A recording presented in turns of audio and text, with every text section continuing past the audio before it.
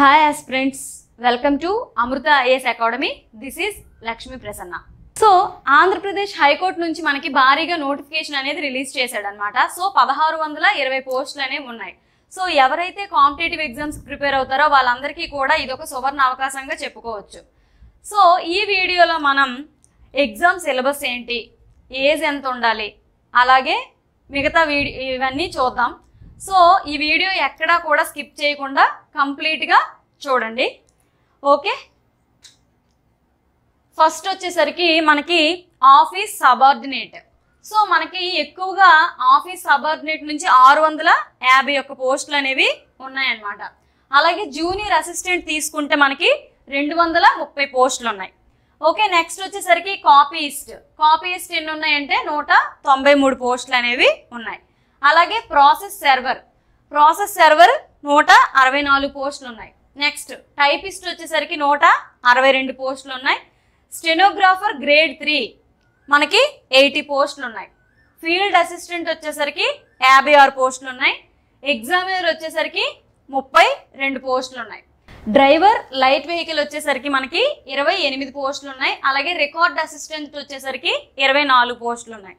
So ఇక్కడ మీరు చూసుకున్నట్లయితే ఏవైతే ఎక్కువ పోస్టులు ఉన్నాయో దాన్ని బట్టి మనం ఇక్కడ వెయిటేజ్ అనేది రాసాము. అంటే ఇక్కడ ఎక్కువ పోస్టులు మనకి ఆఫీస్ సబార్డినేట్ ఉన్నాయి కదా, దాని తర్వాత కొంచెం తక్కువగా జూనియర్ అసిస్టెంట్కి ఉన్నాయి, దాని తర్వాత తక్కువ కాపీస్ట్కి ఉన్నాయి, అలాగే ప్రాసెస్ సర్వర్కి దానికన్నా తక్కువ. ఇలా ఇవ్వడం వల్ల ఏంటంటే మీరు అప్లై చేసేటప్పుడు ఏంటంటే దేనికైతే ఎక్కువ పోస్టులు ఉన్నాయి దాన్ని బట్టి మీరు అప్లై చేసుకోవచ్చు అనమాట. అందుకని మీకు అర్థం కావడం కోసం, మీరు సులువుగా తెలుసుకోవడం కోసం ఇలా రాసామన్నమాట. ఓకే, ఇప్పుడు ఒక్కొక్క దానికి ఎన్ని పోస్ట్స్ ఉన్నాయి అనేది చెప్పుకున్నాం కదా. ఇప్పుడు ఏ జిల్లాలకి ఎన్ని ఉన్నాయి అవన్నీ సపరేట్గా మనం ఒక వీడియో అనేది చేద్దాం. ఆఫీస్ సబార్డినేట్కి 651 ఉన్నాయి, డిస్ట్రిక్ట్ వైజ్ ఎన్ని ఉన్నాయి, అలాగే ఏ క్యాస్ట్ వాళ్ళకి ఎన్ని ఉన్నాయి అనేది మనం సపరేట్గా ఒక వీడియో అనేది చేద్దాం. సో ఇప్పుడు వచ్చేసరికి నెక్స్ట్ చూడండి.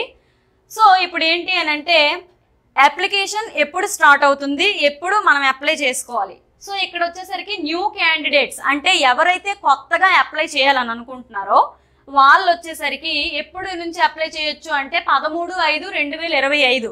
సో 13/5/2025 నుంచి కొత్తగా ఎవరైతే అప్లై చేయాలనుకుంటారో వాళ్ళు అప్లై చేయొచ్చు.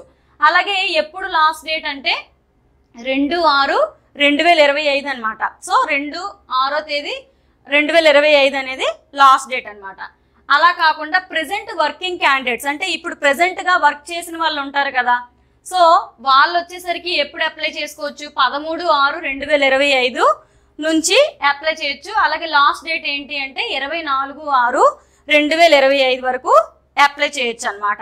సో ఇది ప్రెసెంట్ వర్కింగ్ క్యాండిడేట్స్కి, ఇది వచ్చేసరికి న్యూ క్యాండిడేట్స్ వాళ్ళకి. నెక్స్ట్ చూడండి, ఇప్పుడు ఏంటి అని అంటే ఏజ్, ఎవరెవరికి ఎంత ఏజ్ ఉండాలి. ఓకే, ఇక్కడ చూసినట్లయితే మనకి 18 నుంచి 42 సంవత్సరాలు ఉండాలి. ఎవరికి అని అంటే ఇక్కడ ఓపెన్ కేటగిరీ అందరికీ వస్తుంది. ఇది 18 నుంచి 42 సంవత్సరాలు. ఇక్కడ 1/7/2025 అని మెన్షన్ చేశాడు కదా. సో అంటే ఆ డేట్కి ఎగ్జాక్ట్గా 42 సంవత్సరాలు అంటే 18 నుంచి 42 సంవత్సరాలు ఉండాలి. 42 దాటి 1 సంవత్సరం ఎక్స్ట్రా ఉన్నా కూడా మనకి అవ్వదు. కానీ కొన్ని క్యాస్ట్స్కి ఏంటంటే ఏజ్ రిలాక్సేషన్ అనేది ఉంటుంది. సో అది మీరు చూసి అప్లై చేసుకోవాలి. నెక్స్ట్ చూడండి, 18 to 47 ఇయర్స్ అనేది ఉండాలి. ఎవరికి అంటే ఈడబ్ల్యూఎస్ అంటే ఎకనామికల్లీ వీకర్ సెక్షన్ అనమాట. అలాగే ఎస్సీ వాళ్ళకి అంటే షెడ్యూల్డ్ క్యాస్ట్ వాళ్ళకి, అలాగే ఎస్టీ వాళ్ళకి షెడ్యూల్డ్ ట్రైబల్ వాళ్ళకి, అలాగే బీసీ అంటే బ్యాక్వర్డ్ క్లాసెస్ వాళ్ళకి, వీళ్ళందరికీ ఏంటి 18 to 47 ఇయర్స్ అనేది ఉండాలన్నమాట. సో ఇప్పుడు ఫీజు ఎంత ఉంటుంది అంటే ఇక్కడ చూసినట్లయితే ఫీజు 800 రూపీస్ అనేది ఉంటుంది. ఎవరెవరికి అంటే ఓపెన్ కాంపిటీషన్లో ఉన్న వాళ్ళకి అంటే ఓసీ అనమాట, ఓపెన్ కాంపిటీషన్లో ఉన్న వాళ్ళకి, అలాగే ఈడబ్ల్యూఎస్ అంటే ఎకనామికల్లీ వీకర్ సెక్షన్ వాళ్ళకి, అలాగే బ్యాక్వర్డ్ క్లాసెస్ కేటగిరీ వాళ్ళందరికీ కూడా మనకి ఎంత ఉంటుందంటే ఫీజు 800 అనేది ఉంటుంది. సో ఇప్పుడు 400 ఫీజు అనేది ఎవరికి ఉందంటే ఎస్సీ అంటే షెడ్యూల్డ్ క్యాస్ట్ వాళ్ళకి, అలాగే ఎస్టీ షెడ్యూల్డ్ ట్రైబల్ వాళ్ళకి, అలాగే persons with bench mark disabilities category అంటే డిజబిలిటీ ఉంటుంది కదా, సో వాళ్ళకి ఏంటి అని అంటే వాళ్ళందరికీ కూడా మనకి 400 రూపీస్ ఫీజు అనేది ఉంటుందన్నమాట. ఇక్కడ చూసుకున్నట్లయితే exam syllabus. So exam syllabus అనేది చాలా ఇంపార్టెంట్ కదా, ఎగ్జామ్ రాయాలనుకునే వాళ్ళందరికీ కూడా ఎగ్జామ్ సిలబస్ అనేది చాలా ఇంపార్టెంట్ అన్నమాట. ఇక్కడ చూసుకున్నట్లయితే general knowledge and current affairs వచ్చేసరికి 40 మార్క్స్ 40 క్వశ్చన్స్ ఇస్తాడంట. నెక్స్ట్ ఏంటి, జనరల్ ఇంగ్లీష్ వచ్చేసరికి మనకి 40 క్వశ్చన్స్ ఉంటాయి, 40 మార్క్స్.